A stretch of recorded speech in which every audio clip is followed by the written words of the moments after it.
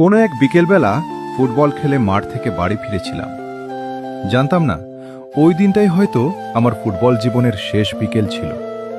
জানতাম না সেদিনের পর আর কোনোদিন প্রাণপ্রিয় ফুটবলটাকে এভাবে ছুঁয়ে দেখা হবে না।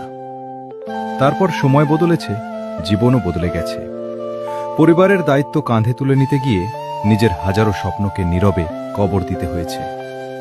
যে ফুটবলটা একদিন আমার পুরো পৃথিবী ছিল, যে বলটা পায়ে নিলেই সব কষ্ট ভুলে যেতাম, আজ অনেক দিন হয়ে গেছে সেই বলটাকে ছুঁয়েও দেখা হয় না।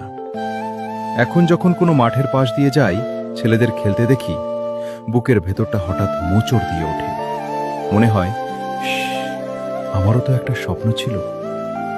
হয়তো আমার মতো আপনার মতো অনেক ছেলেই আছে যারা একদিন ফুটবলকেই নিজের পৃথিবী ভাবত। আজ পরিবারের দায়িত্বের ভারে নিজের সবচেয়ে প্রিয় স্বপ্নটাকেই নীরবে বিদায় জানাতে হয়েছে।